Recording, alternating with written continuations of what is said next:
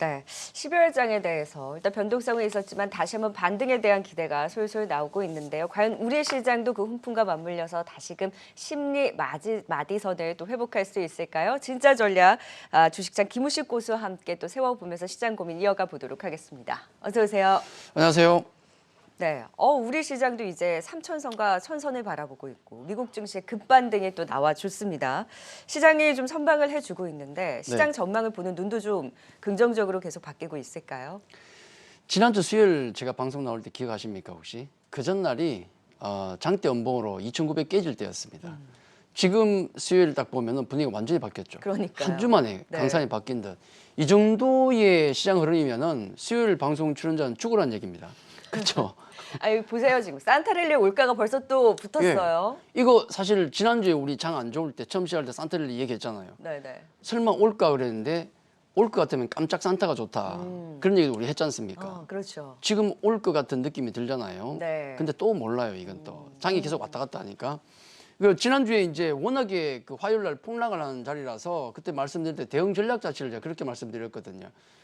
좋은 종목 우량주는 가져갑니다. 그리고 급락이 나올 때는 현금 가지고 있는 걸로 추가 매수하시고 제일 중요한 건 시장의 방향과 성격이 나올 때 그때는 그 방향으로 그대로 따라가시는 게 좋다는 말씀드렸는데 오미크론이거든요. 그 오미크론의 성격이 사실은 지난주 한 금요일 주말부터 나왔거든요. 감 잡았지 않습니까? 네. 그럼 그 방향으로 갔어야 된다는 거죠. 어떻게 대응을 잘 하셨는지 모르겠는데 시장이 얼마나 혼란스러운지 이거 보시면 알아요. 미국 10년 만기 국채금리 보면 이걸로는 이제는 답이 없다. 이 10년 만기 국채금리의 흐름을 봐서는 시장을 예측할 수가 없다. 미 연준의 영향으로 금리가 이렇게 튀는 게 보입니다. 연초부터 1년이거든요. 연초에 한번 튀다가 이때 튈 때 우리 고생 꽤 했습니다. 성장주 박살나고. 그러다가 또 경제 성장이 또 둔화되는 모습이 나오거나 그러면 또 가라앉고. 최근에 11월에 또 FOMC 회의에서 연준에 또 얘기했지 않습니까? 또 한번 뛰고. 그러다가 또 최근에는 경기 둔화 위험 때문에 또 가라앉습니다. 그러니까 네. 이걸 보고 시장을 예측한다는 것 자체가 굉장히 혼란스럽고 어지럽다는 거죠. 그래서 제가 지난주에도 그렇고 계속 보여드리는 게 증시 주변 악재를 제가 보여드립니다. 어떻게 변하고 있는지. 제일 큰 무게감 있게 다가온 건 미 연준 기축 이 스탠스였습니다. 인플레이션 때문에 일시적인 게 아니더라. 스탠스를 완전히 파월 연준이 바꿨지 않습니까? 여름 되고 나서는. 근데 중요한 건 다음 주에 FOMC 회의가 있다는 겁니다. 그 결과는 다음 주 우리 시간으로 목요일 새벽에 알 수가 있어요. 중요한 게 뭐냐면 이미 파월 연준 의장은 자기 색깔을 다 드러냈습니다. 그렇게 하겠다고 다 얘기를 했어요. 그럼 다음 주 FOMC 회의에서 더 센 게 나올 게 있을까? 없을 가능성이 높죠. 그럼 이건 FOMC 회의가 진행되고 나면 그건 불확실성의 해소가 될 가능성이 높다고 보시는 게 맞고 오미크론 변이는 이미 지난 주말을 통해서 우리가 1차적으로 확인을 했고 간밤에도 파월이 아니고 파우치 소장이 얘기를 했지 않습니까? 약한 것 같다. 전파력은 센데 이게 결정적이거든요. 데미지만 없으면 돼요. 지금 확진자 수가 우리나라 오늘 뭐 7천 명이 막 넘어가지 않습니까? 다만 그런 확산이 나오고 있지만 데미지만 적으면 돼요. 그게 중요하다는 말씀을 좀 드리고 그리고 이제 대주주 양도소득세 관련된 세금 문제 요거는 우리나라만의 문제가 되겠는데 어차피 12월 초 중순이면 해결될 가능성이 높습니다. 이건 시간이 해결하는 거니까 매년 지난해하고 지지난주 매년 보면 보통 12월 중순 정도까지는 다 해결이 되더라는 겁니다. 그때 매물이 많이 나왔거든요. 특히 올해는 10월부터 매물이 나왔었기 때문에 이번 주와 다음 주면은 대충 정리되지 않을까라고 보시면 되는데 요걸 제가 그림을 통해서 12월 달력을 통해서 잠깐 보시면 이런 흐름입니다. 이번 주에 만기가 있긴 한데 뭐 제가 보기엔 그렇게 중요하지 않은 것 같고. 그래요? 괜찮을까요? 예, 별일 없을 것 같습니다. 그리고 만기일 날 뭐 물량 나온다고 여러분 주식 갖고 있는 거 파시겠습니까? 아니잖아요, 그거. 아니죠. 예. 그러니까 크게 신경 쓸 건 없다는 말씀을 드리고 이번 주는 오미크론의 영향이 긍정적으로 바뀌고 있다. 이게 가장 중요한 거고요. 물론 이제 1차 확인했는데 2차까지 확인해야 되겠지만은 상관없고요. 이제 일단 방향이 나왔기 때문에 남아공 최초 보관 그 의사의 의견대로 가고 있다. 경미하다, 마일드하다는 게 맞는 겁니다. 지금까지는. 다음 주에 14일부터 FOMC 회의가 있는데 그 결과는 16일 우리 시간에 나옵니다. 요건 불확실성 해소로 보는 게 맞고 더 꺼낼 게 없어요. 지금 FOMC 회의에서. 그런 말씀을 드리겠고 세금 문제도 이제 16, 17 넘어가게 되면은 세금 문제도 완화가 된다는 겁니다. 그러면 그 다음 주가 20일 되겠고 크리스마스가 토요일인가요? 그때쯤이죠. 그렇게 네. 보면 산타랠리의 가능성이 어느 정도 좀 있더라는 겁니다. 뭐 내년 시장은 내년 시장이고 일단 가능성 자체는 조금 높아진 게 아닌가 그렇게 정리가 되는 거죠. 연말장 좀 한산해질 텐데 그 랠리를 볼 수 있는 힘이 있나요? 글쎄요, 뭐 두고 봐야 되겠지만은 일단은 조금 불씨는 좀 지폈다. 근데 지수에 대해서는 저는 크게 기대는 안 합니다. 종목에 좀 활발한. 그렇죠. 네. 왜냐하면 어차피 이 외국인 수급이 지금 들어오고 있기 때문에 단단하잖아요. 그 위에서 종목이 돌아가는 활발한 종목 당시에 나올 것 같고, 제가 시장 관련해서 걱정을 많이 하셨기 때문에 조금 길게 그 단계별로 제가 한 가지 좀 보여드리겠는데, 금리 때문에 지금 문제가 제일 심각하지 않습니까? 요거는 우리 통계적으로 다 나와 있어요. 금리와 주가가 되겠는데, 보통 금리 인상기 중장기로 본 겁니다. 길게 본 건데, 금리 인상기를 우리가 놓고 보면, 항상 놓고 보면 여기 금리 인상기가 있죠. 기준금리가 올라가는 때가 있는데, 항상 그 구간에 우리가 놓고 보면은 신흥국 증시든 아니면은 미국 선진국이든 어느 쪽이든 간에 주가가 대체적으로 중장기로 올라갔습니다. 물론 그 중간중간에는 변곡이 좀 심하고 변동도 심합니다만은 길게는 올라갔다는 말씀을 드리겠고, 그리고 이제 내년장을 생각해 볼 때 아마 고민 많이 하실 거예요. 이거 한국장을 투자해야 될지 미국장을 투자해야 될지 아마 고민이 굉장히 많을 것 같습니다. 약간 힌트를 드리자면 이건 제 생각입니다. 요 그림이 소득별 백신 보급률이에요. 안타까운 그림인데, 백신 보급률이 이제 100% 넘어간다는 것은 한 번 이상 맞았다는 거고, 100% 아래라는 것은 한 번도 못 맞았다는 얘기입니다. 아직 평균적으로. 위쪽에 상위 소득과 중상위 소득을 보시면은 그 가구를 보면은 대부분 다 100%가 다 넘었어요. 한 번 이상 다 맞았습니다. 근데 중하위 쪽으로 내려오면 아직도 한 번도 안 받은 분도 굉장히 많다는 거예요. 하위 소득을 보시면은 로우 인컴을 보시면은 아프리카나 그런 쪽이겠죠. 10%도 안 돼요. 처참합니다, 지금. 이걸 왜 말씀드리냐면 올해네요. 벌써 내년으로 넘어갈 뻔했는데 올해 외 선진국가 미국이 20% 이상의 S&P 지수가 올라갔고, 독일은 약 10%대, 아시아권은 한 자리 숫자예요. 우리는 마이너스 났었는데 왜 그런 차이를 보이는가를 생각해 보면은 백신 보급률이 갈랐다. 그게 맞는 것 같거든요. 그러면 다른 것도 있겠지만은 그 관점에서 보면 중상위 소득, 그리고 올해 이제 내년 넘어가면은 중하위까지 올라올 겁니다. 이 백신 보급률이 어느 정도 평준화될 겁니다. 그러면 그동안 소외받았던 국가, 그 이유 때문에 소외받았던 국가, 많이 못 알았던 곳이 키 맞추기를 내년에 할 가능성이 있다. 저는 그렇게 봐요. 그래서 지금 눈에 보이는 것, 지금 강한 쪽만 쫓아갔다가는 내년에 낭패를 볼 수도 있다. 라는 말씀을 좀 드리고, 네. 그리고 이제 당장 가까이 와서, 다가와서 이번 주와 오늘 밤에 무슨 일이 있었던가를 보시면은 요거죠. 이거는 미국 업종별 등락 비율인데, 일주일 동안 그 상대 실적을 놓고 보면 어디가 많이 올랐나를 보니까 뭐 대체적으로 미국 시장은 일주일 동안 반등이 나왔는데 테크주는 1%밖에 못 올랐어요. 가장 부진했습니다. 근데 오늘 간밤에 보면은 기술주가, 테크주가 거의 4%까지 폭등이 나왔거든요.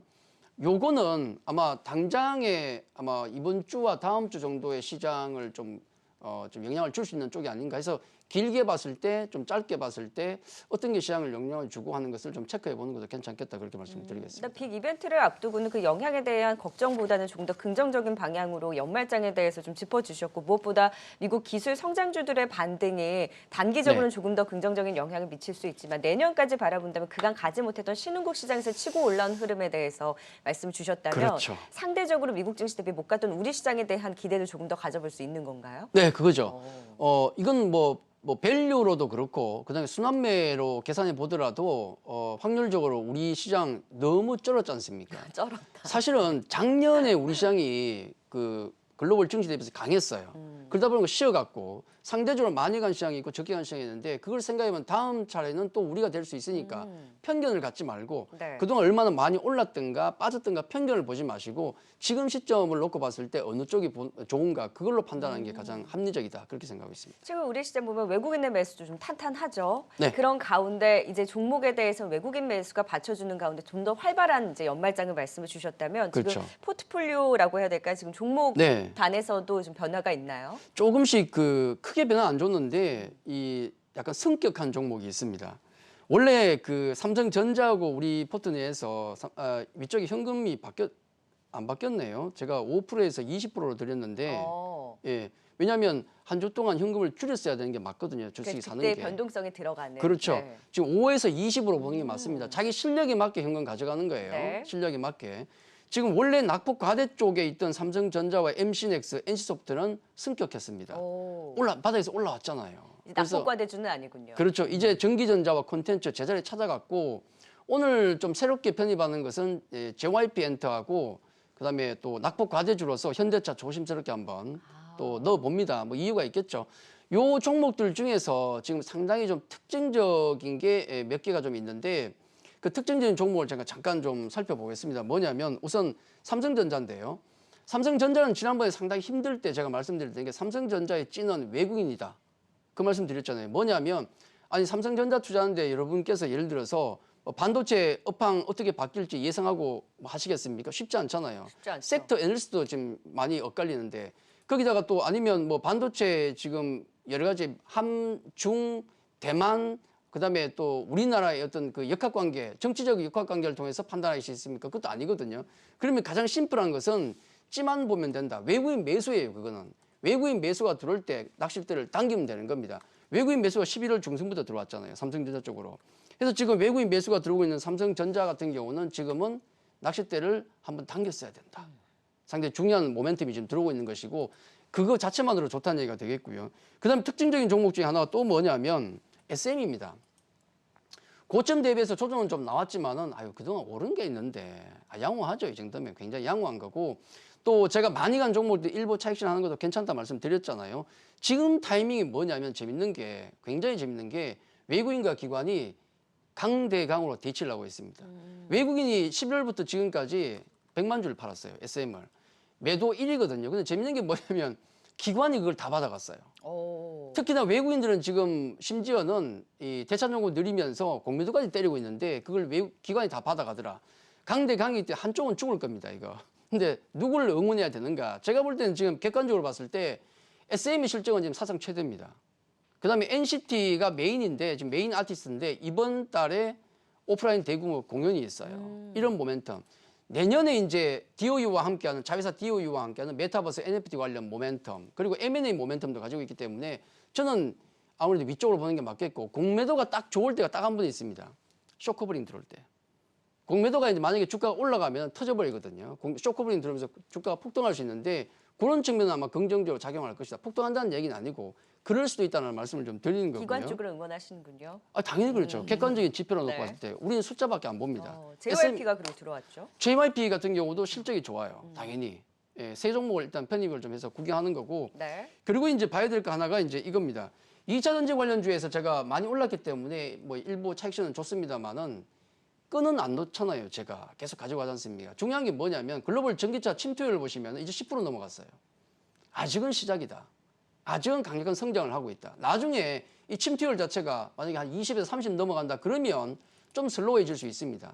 아마 그 전까지는 계속 강하게 보시고 특히나 이제 이번 주와 다음 주에 세금 관련 어떤 악재가 좀 소멸되는 구간을 들어오고 있기 때문에 이번 주와 다음 주 조정이 나온 2차 전지주에 대해서 조금 관심을 좀 가져보는 거 괜찮다는 말씀드리겠고 네. 그리고 이제 마지막으로 또 하나 말씀드릴 것은 저는 워낙에 숫자를 중요하게 여기니까 실적이 가장 중요하거든요. 요즘 NFT다 뭐다 해서 게임주들 많이 움직였지 않습니까? 근데 지금 포트에 우리가 들어가 있는 것은 NC밖에 없습니다. 이유가 뭐냐면 여기 그림이 나와 있거든요.